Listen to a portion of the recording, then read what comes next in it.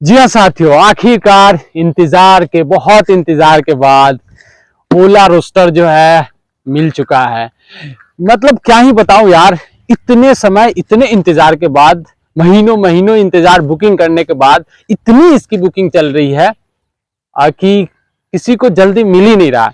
लेकिन फाइनली मेरे को मिल गया है और मैं 1 वीक से इसको बहुत ही शानदार तरीके से चला रहा हूं। तो आज ओला के बारे में हम लोग बात करेंगे, क्या इसकी खासियत है, क्या इसकी कमियां हैं, और हाँ, पैसे कितने बचा सकते हैं। और साथ ही साथ ये बाइक लेने पे आपको सब्सिडी भी मिलेगा। सब्सिडी यानी कि गवर्नमेंट आपको पैसा देगी। जी हाँ, तो अब हम बात करते हैं इसके खासियत के बारे में। तो साथियों, अगर आप पेट्रोल की कोई भी बाइक लेते हैं तो सब में लगभग सेम ही फीचर्स मिलते हैं। जब तक आप 2 लाख 3 लाख 4 लाख तक नहीं जाते हैं तब तक कुछ खासियत नहीं मिलती।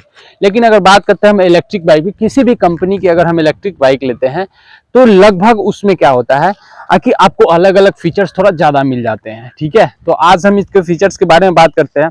पहली चीज़ कि मैं इसको 1 सप्ताह से यूज़ कर रहा हूँ। ठीक है, और आखिरकार ये मैं 1 सप्ताह यूज करने के बाद ये रिव्यू दे रहा हूँ, और जो बताऊंगा जेन्युइन बताऊंगा, कोई बकवास नहीं। ओला का इलेक्ट्रिक बाइक जो पूरे मार्केट में तहलका मचा रखा है, तो रिव्यू देना था आप सभी को इस ओला बाइक के बारे में।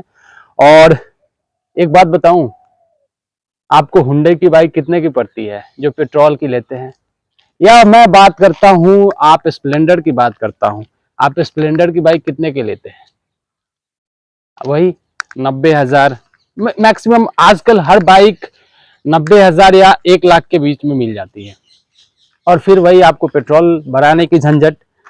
लेकिन अगर एक बात सुनो, उसके हमेशा आपका क्या होगा, मोबिल डलवा लो, पिस्टन बदलवा लो, या फिर उसके ब्रेक सोल हो गया, चैन कवर हो गया, उसके साथ साथ आपको बहुत सी चीजें उसमें मेंटेनेंस वाली चीजें होती है जो कि करवानी पड़ती है। वो हमेशा खर्च आपको आते ही रहेगा।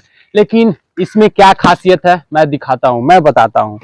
इसमें दो ही चीज ही है भाई, और कुछ तो है ही नहीं। एक इसका बैटरी और दूसरा इसका मोटर, दो ही है बस।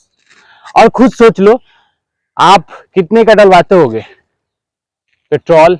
मैक्सिमम 105 या 100 का मान लो।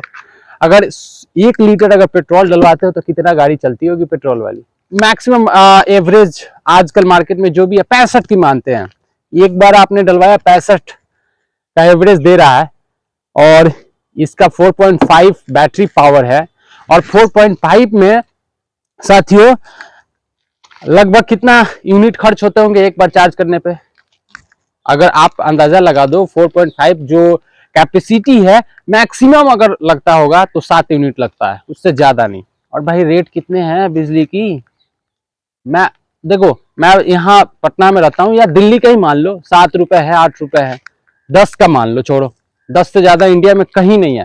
ठीक है, आप खुद सोच लो, अगर मेरा 7 यूनिट लगता है, 70 रुपए हुए, 70 रुपए मान लो।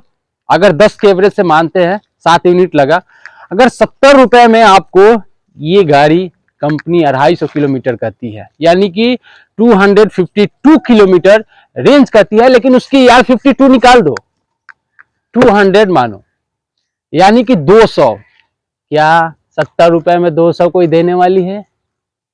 बताओ, खुद बता दो आप, कोई ऐसा बाइक जो दे? तो यार देखो, दूसरा चीज, इसकी बैटरी की वारंटी मैं बात करूं तो अभी अभी 5 साल और 80,000 किलोमीटर का इसका वारंटी। अगर कुछ भी होता है इसके इस बैटरी में, अगर कुछ भी होता है बैटरी में, 5 साल तक इसका वारंटी है। और खुद सोच लो, 5 साल में आपका 1 भी रुपया नहीं लगने वाला है इसके कुछ भी होते हैं तो।